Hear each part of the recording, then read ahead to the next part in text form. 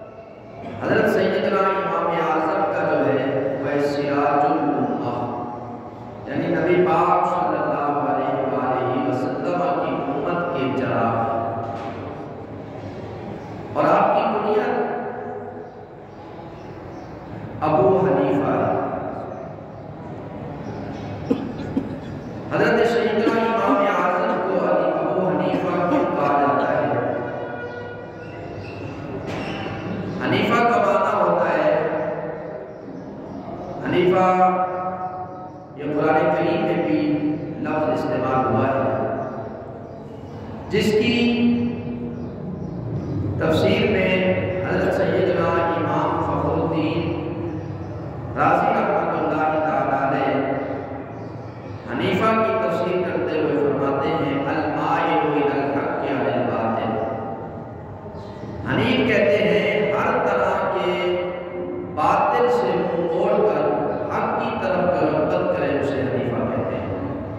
اور امام جلال الدین سیوطی رحمۃ اللہ تعالیٰ علیہ نے حنیفہ کی تفسیر کرتے ہوئے فرمایا مائلا الی الادیان کلھا عن الدین القیم، ہر طرح کے باطل دین سے منہ پھیر کر سیدھے دین کی طرف رغبت کرنا، سیدھے دین کی طرف مائل ہونا، یہ حنیفہ ہے۔ حضرت امام اعظم ابو حنیفہ رضی اللہ تعالیٰ عنہ کو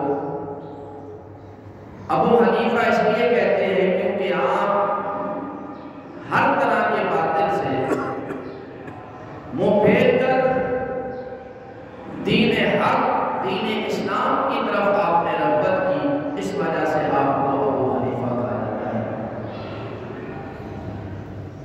اور کچھ علماء کرام نے ابو حنیفہ کی یہ وجہ بھی بیان کی کہ حنیفہ کا معنی ہوتا ہے سیاہی۔ امام اعظم ابو حنیفہ کو ابو حنیفہ اس لیے کہا جاتا ہے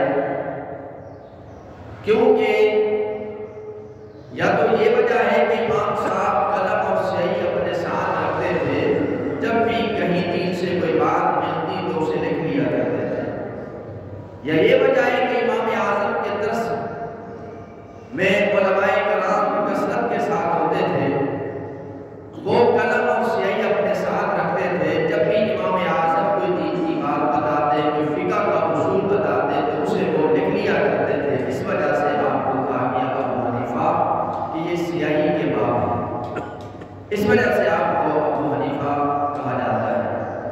ابو حنیفہ آپ کی کنیت ہے اور لقب امام اعظم ہے، دوسرا لقب سراج الامہ ہے۔ آپ کا جو اصل نام ہے وہ ہے نعمان اور آپ کے والد کا نام ہے ثابت۔ امام اعظم ابو حنیفہ رضی اللہ تعالیٰ عنہ آپ تابعی ہیں۔ تابعی اسے کہتے ہیں جس نے ایمان کی حالت میں کسی صحابی کی زیارت کی۔ امام اعظم ابو حنیفہ رضی اللہ تعالیٰ عنہ نے کافی سارے صحابہ کرام کی آپ نے زیارت کی، ملاقات کی، تو اس وجہ سے آپ کو شرف تابعیت ملا ہے۔ اور صحابی اسے کہتے ہیں جس نے نبی پاک صلی اللہ علیہ وآلہ وسلم کی حالت ایمان میں زیارت کی۔ حضرت سیدنا امام اعظم ابو حنیفہ 4 واسطوں سے نبی پاک صلی اللہ علیہ وآلہ وسلم کے شاگرد ہیں، یعنی 4 واسطے ہیں کیونکہ آپ حضرت سیدنا امام اعظم ابو حنیفہ شاگرد ہیں حضرت حماد بن ابی سلیمان کے، اور حضرت حماد شاگرد ہیں حضرت ابراہیم نخعی کے، اور حضرت ابراہیم نخعی شاگرد ہیں حضرت سیدنا علقمہ کے، اور حضرت سیدنا علقمہ ہیں حضرت سیدنا عبداللہ ابن مسعود رضی اللہ تعالیٰ عنہ کے، اور حضرت عبداللہ ابن مسعود شاگرد ہیں انہوں نے ڈائریکٹ فیض حاصل کیا نبی پاک صلی اللہ علیہ وآلہ وسلم سے۔ تو 4 واسطے ہیں، 4 واسطوں سے حضرت امام اعظم ابو حنیفہ شاگرد ٹھہرے نبی پاک صلی اللہ علیہ وآلہ وسلم کے۔ عبداللہ ابن مسعود رضی اللہ تعالیٰ عنہ آپ وہ صحابی ہیں جنہوں نے 6 نمبر پر اسلام قبول کیا۔ آپ سے پہلے 5 صحابہ نے اسلام قبول کیا، 6 کا جو عدد ہے وہ حضرت عبداللہ ابن مسعود رضی اللہ تعالیٰ عنہ میں پورا ہوا۔ اور حضرت عبداللہ ابن مسعود رضی اللہ تعالیٰ عنہ کے القابات میں سے یہ 3 لقب ہیں، صاحب النعل والسواک والغسل، کہ حضرت عبداللہ ابن مسعود رضی اللہ تعالیٰ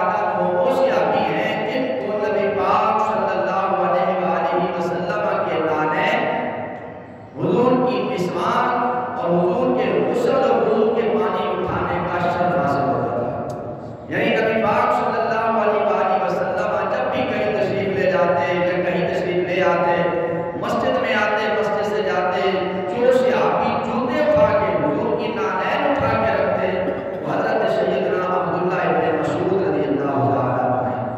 اور نبی پاک صلی اللہ علیہ وآلہ وسلم جب مسواک فرماتے، مسواک اٹھا کر حضور کی خدمت میں جو پیش کرتے تھے وہ عبداللہ ابن مسعود ہیں۔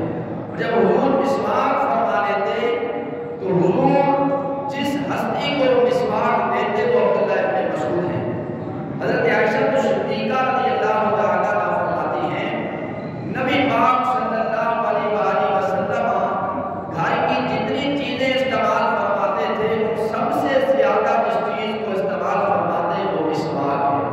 پتہ چلا عبداللہ ابن مسعود رضی اللہ تعالیٰ عنہ کو نبی پاک صلی اللہ علیہ وآلہ وسلم کا خاص قرب تھا، کیونکہ حضور جہاں بھی تشریف لے جاتے تو آپ ساتھ ہوتے، حضور کی نالین اٹھاتے، پھر حضور جہاں بھی حضور فرماتے مسواک کرتے تھے تو مسواک اٹھا کر حضور کو پیش عبداللہ ابن مسعود کرتے، جب حضور مسواک کر لیتے تو پھر اس مسواک کو لے کر حضور سے جو رکھتے تھے وہ عبداللہ ابن مسعود رضی اللہ تعالیٰ عنہ ہے۔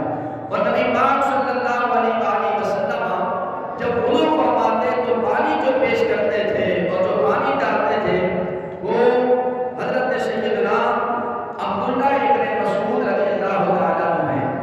تو حضرت عبداللہ ابن مسعود رضی اللہ تعالیٰ عنہ نبی پاک صلی اللہ علیہ وآلہ وسلم سے آپ نے فیض حاصل کیا اور ان کی شاگردی حاصل ہوئی حضرت علقمہ رضی اللہ تعالیٰ عنہ کو، اور حضرت علقمہ کے شاگرد ہیں حضرت ابراہیم نخعی، ان کے شاگرد ہیں حضرت حماد، اور حضرت حماد کے شاگرد ہیں حضرت سیدنا امام اعظم ابو حنیفہ رضی اللہ تعالیٰ عنہ۔ اللہ تبارک و تعالیٰ نے حضرت سیدنا امام اعظم ابو حنیفہ رضی اللہ تعالیٰ عنہ کو بڑی شان، بڑا مقام، بڑا مرتبہ عطا فرمایا۔ اللہ تبارک و تعالیٰ نے آپ کو علوم کے سمندروں سے نوازا، سمندر آپ کے سینے مبارک میں اللہ تبارک و تعالیٰ نے علم کے جاری فرما دیے۔ امام اعظم ابو حنیفہ رضی اللہ تعالیٰ عنہ آپ کے بارے میں حضرت سیدنا امام شافعی جو امام ہیں برحق جن کی تقلید کی جاتی ہے وہ چار ہیں، حضرت سیدنا امام اعظم ابو حنیفہ جن کے مقلد اب حنفی ہیں، اور حضرت سیدنا امام مالک، حضرت سیدنا امام احمد بن حنبل اور حضرت سیدنا امام شافعی رحمۃ اللہ تعالیٰ علیہ اجمعین۔ حضرت امام شافعی رحمۃ اللہ تعالیٰ علیہ آپ سیدنا امام اعظم ابو حنیفہ کے بارے میں آپ سے پوچھا گیا کہ آپ امام اعظم کے بارے میں کیا فرماتے ہیں؟ حضرت امام شافعی فرماتے ہیں الفقہاء کلہم عیال ابی حنیفہ، فرماتے ہیں امام اعظم وہ ہستی ہیں جتنے بھی فقہاء گزرے ہیں، جتنے بھی فقیہ ہیں، سارے امام اعظم ابو حنیفہ کے بچے ہیں۔ اور حضرت سیدنا امام مالک رحمۃ اللہ تعالیٰ علیہ وہ امام جنہوں نے 60 سال مدینہ منورہ میں مسجد نبی میں نبی پاک صلی اللہ علیہ وآلہ وسلم کی حدیث کا درس دیا۔ حضرت امام مالک رحمۃ اللہ تعالیٰ علیہ آپ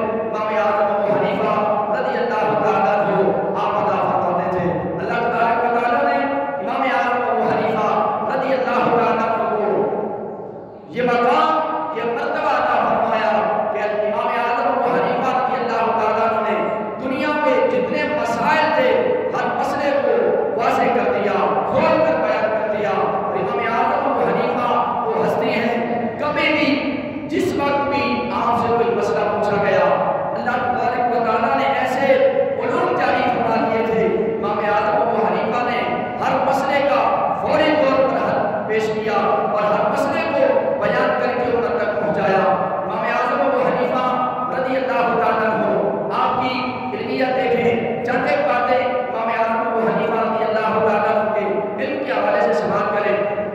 حضرت امام اعظم ابو حنیفہ رضی اللہ تعالیٰ عنہ آپ ایک مرتبہ تشریف فرما تھے، ایک جوان آپ کی خدمت میں حاضر ہوا، حاضر ہو کر عرض کرتا ہے حضور ایک مسئلہ پوچھنا ہے۔ امام اعظم ابو حنیفہ رضی اللہ تعالیٰ نے فرمایا بتاؤ کیا مسئلہ پوچھنا ہے۔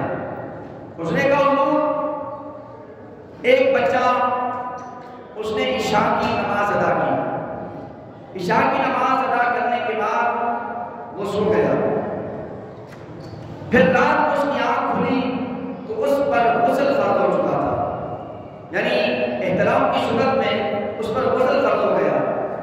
اب یہ بتائیں غسل کرنے کے بعد وہ عشاء کی نماز دوبارہ پڑھے گا یا نہیں پڑھے گا؟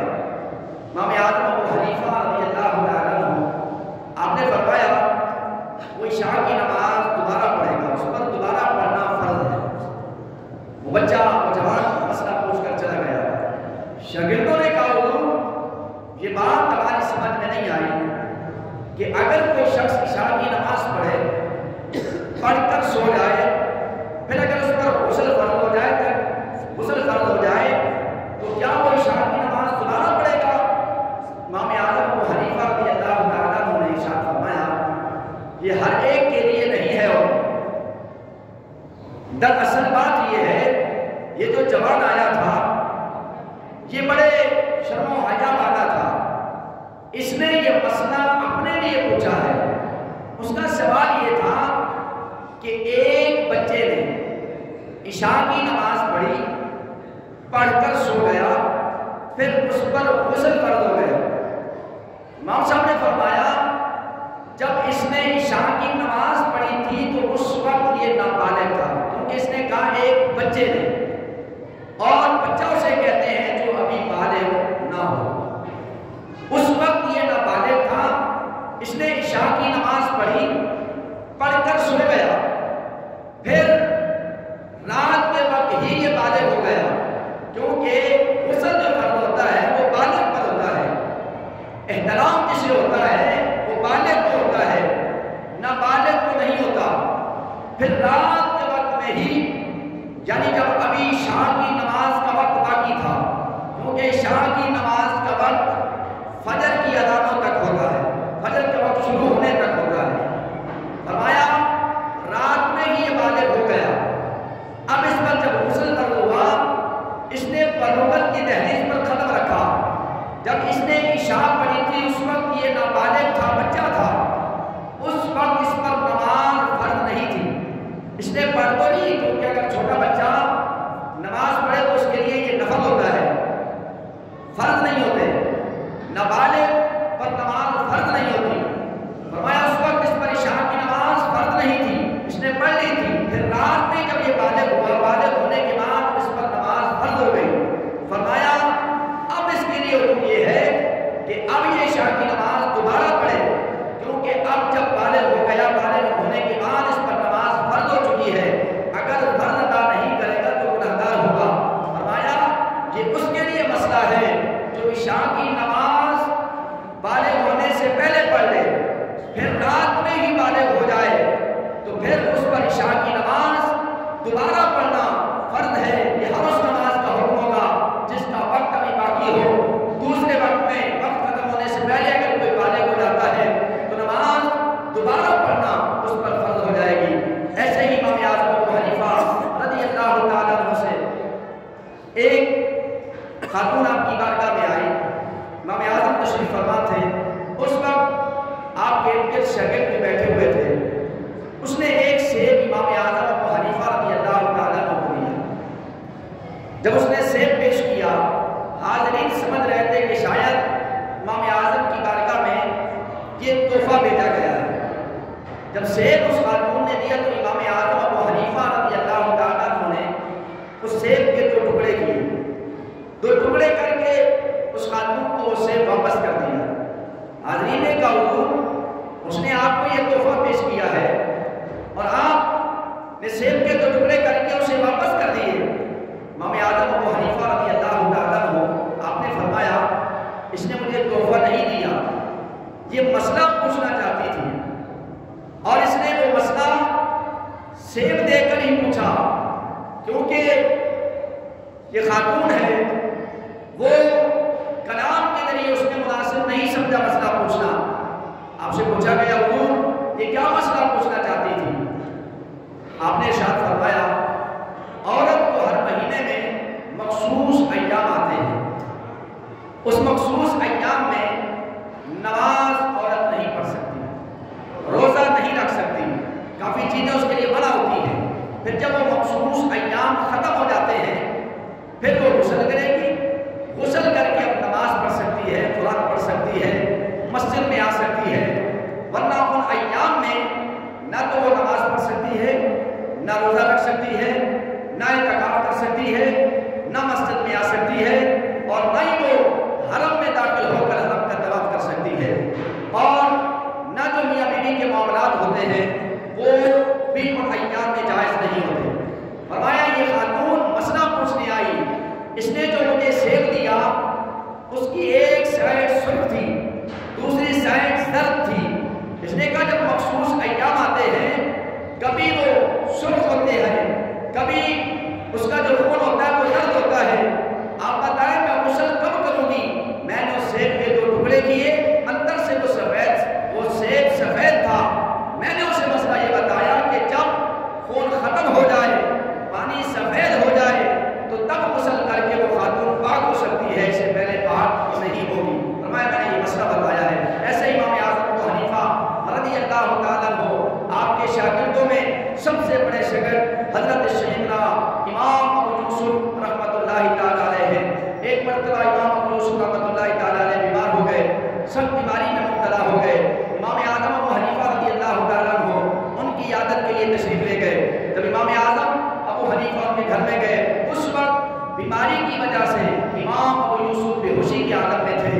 امام اعظم نے وہاں دعا فرمائی، دعا فرمانے کے بعد آپ نے فرمایا اللہ تبارک و تعالیٰ میرے اس بیٹے کو، اس شاگرد کو شفا عطا فرمائے، کیونکہ میرے بعد اللہ تبارک و تعالیٰ نے جسے علوم عطا فرمائے ہیں وہ ابو یوسف ہے۔ آپ نے ان کی تعریف کی۔ امام اعظم رحمۃ اللہ تعالیٰ علیہ آپ واپس چلے گئے۔ کچھ دنوں کے بعد حضرت سیدنا امام ابو یوسف رحمۃ اللہ تعالیٰ علیہ جب ٹھیک ہوئے، لوگوں نے بتایا کہ آپ کے استاد تشریف لائے تھے اور آپ کی بڑی تعریفیں کر رہے تھے، اس کا مطلب آپ نے تمام علوم حاصل کر لیے ہیں۔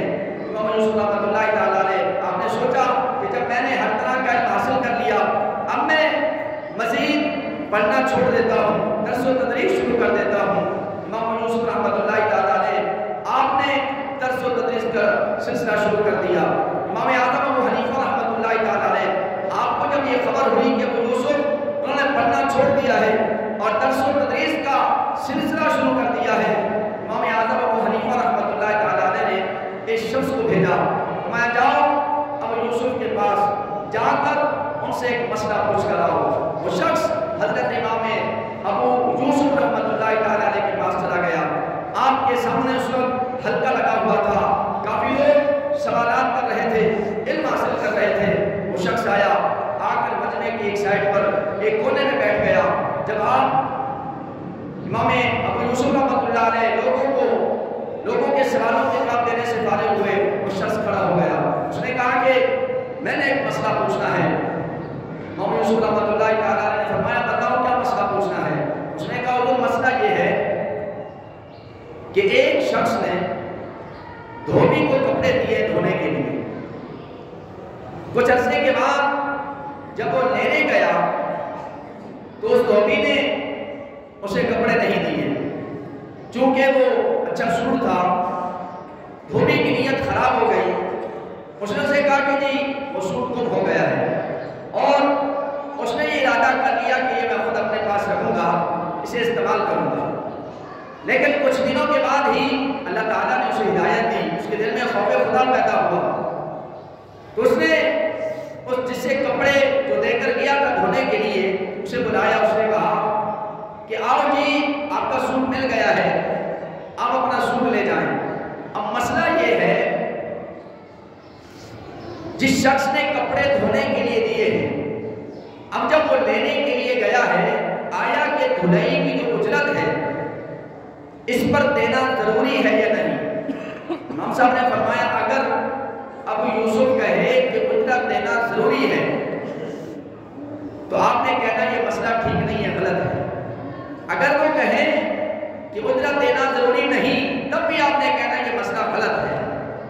اور یہ امام اعظم ہی اپنی نگاہ باطنی سے جانتے تھے کہ ابو یوسف اس سوال کے دو ہی جواب دے گا۔ وہ شخص امام ابو یوسف کے مجمع میں گیا، اس نے سوال کیا، ابو یوسف رحمۃ اللہ تعالیٰ علیہ سوچنے کے بعد آپ نے فرمایا جب یہ کپڑے لینے جائے گا تو اس پر اجرت دینا ضروری ہے، کیونکہ اس نے اس کے کپڑے دھوئے ہیں، لہذا اس کو اجرت دینی چاہیے۔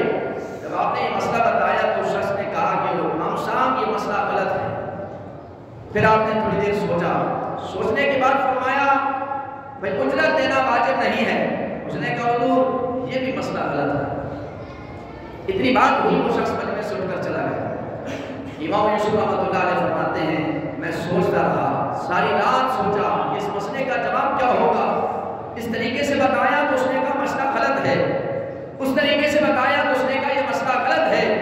آپ فرماتے ہیں صبح کی نماز جب پڑھی تو میرے دل میں خیال آیا کہ ہر وہ مسئلہ جس کا حل کسی اور فقیہ سے نہ ہو رہا ہو، اس کا حل امام اعظم ابو حنیفہ رضی اللہ تعالیٰ عنہ سے ہو جاتا ہے۔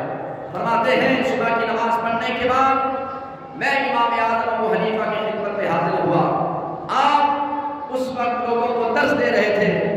میں نے کہا حضور مسئلہ پوچھنا ہے، کیونکہ میں نے اس طریقے سے مسئلہ بتایا تو مجھے کہا گیا یہ مسئلہ غلط ہے، اور میں نے کہا کہ اجرت نہیں ہے تب بھی مجھے کہا گیا کہ یہ مسئلہ غلط ہے۔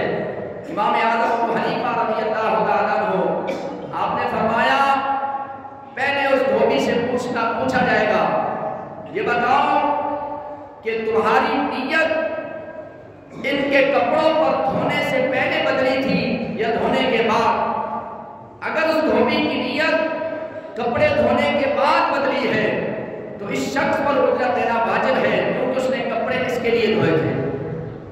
اگر وہ کہتا ہے کہ دھونے سے پہلے ہی میری نیت بدل گئی تھی کہ میں اسے کپڑے نہیں دھوں گا، اب اس پر اجرت واجب نہیں ہے، کیونکہ اس نے کپڑے اپنے لیے دھوئے ہیں۔ فرمایا پہلے دھوبی سے پوچھا جائے گا، اگر دھوبی یہ کہے کہ میری نیت کپڑے دھونے کے بعد خراب ہوئی ہے پھر اس پر ضروری ہے کہ اس کی اجرت دے۔ ایسے امام اعظم ابو حنیفہ رضی اللہ تعالیٰ عنہ بڑے مشکل مسئلے امام اعظم ابو حنیفہ سے پوچھے گئے۔ ایسے ایک شخص تھا، فوت ہونے لگا، اس کے پاس کچھ مال تھا، اس نے اپنے دوست کو دیا کہ یار یہ مال ہے، میرے بچے چھوٹے ہیں، جب بڑے ہو جائیں تو جو چاہنا وہ رکھ لینا اور کچھ میرے بچوں کو بھی دے دینا۔ شخص کا انتقال ہو گیا۔ اب یہ بچے جب بڑے ہوئے یہ اپنا مال لینے کے لیے گئے، اس نے کہا کہ وہ جو مال تھا وہ ایک بوری کے اندر تھا۔ اس نے کہا یہ مال اپنے پاس اس نے رکھ لیا اور بوری بچوں کو دے دی۔ انہوں نے کہا کہ ہمیں بھی ہمارا حصہ دیں۔ اس نے کہا کہ تمہارے باپ نے وصیت کی تھی جو چاہنا وہ دے دینا، میں یہی چاہتا ہوں، بوری اور تمہیں دیتا ہوں، باقی مال نہیں چاہتا، لہذا وصیت کے مطابق اگر میں تمہیں کچھ نہ دوں تو میں کوئی گناہگار نہیں ہوں گا۔ قاضی کے پاس یہ فیصلہ گیا، قاضی نے بھی یہی جواب دیا کہ تمہاری وصیت ہی چونکہ ایسی تھی۔ اب وہ بچے یتیم تھے، پریشان ہوئے، اس نے کہا کہ امام اعظم ابو حنیفہ کے پاس چلے جائیں۔ جب وہ بچے امام اعظم کے پاس آئے، آپ نے اس شخص کو پیغام بھجوایا، فرمایا ان الذین یاکلون اموال الیتامی ظلما انما یاکلون فی بطونہم نارا۔ وہ لوگ جو ظلماً یتیموں کا مال کھاتے ہیں وہ اپنے پیٹوں میں آگ کرتے ہیں، اور فرمایا ان کا ٹھکانہ جہنم ہے۔ یتیموں کا یہ حق ہے، ان کو ان کا حق واپس کر دیا جائے۔ چلے وصیت کے مطابق کچھ مال رکھ لو، باقی مال ان کو لوٹا دو۔ اس نے کہا کہ جی وصیت کے مطابق ہی میں بوری ان کو دیتا ہوں، مال نہیں دیتا۔ امام اعظم نے فرمایا قاضی صاحب کو بلائیں، قاضی صاحب کو کہیں میرے سامنے یہ فیصلہ کریں۔ قاضی صاحب نے امام اعظم کو بھی بلایا، اس شخص کو بھی بلایا، ان یتیم بچوں کو بھی بلایا۔ قاضی صاحب نے کہا کہ وصیت کے مطابق ان بچوں کو یہ بوری ہی ملتی ہے۔ امام اعظم ابو حنیفہ نے فرمایا وصیت پڑھ کر سنائی جائے، وصیت کیا ہے؟ اس شخص نے کہا کہ وصیت یہ ہے، مرنے والے نے وصیت کی جو چاہنا وہ دے دینا، باقی یہ مال تمہارا ہے۔ امام اعظم ابو حنیفہ نے فرمایا اب یہ شخص چاہ کیا رہا ہے؟ وہ چاہ رہا ہے مال۔ وصیت کی جو چاہنا وہ دے دینا، جو چاہنا وہ دے دینا۔ اب یہ چاہ کس کو رہا ہے؟ بوریاں کو نہیں چاہ رہا، مال چاہ رہا ہے۔ وصیت ہے جو چاہنا وہ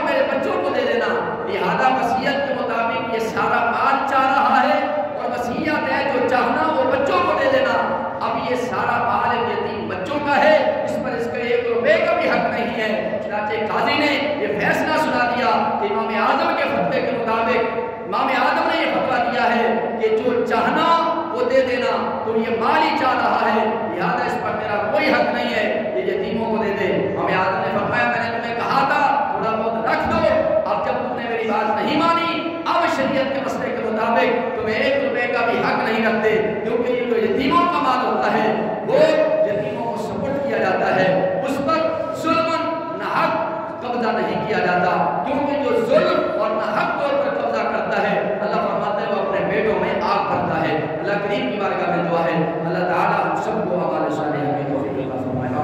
آمین۔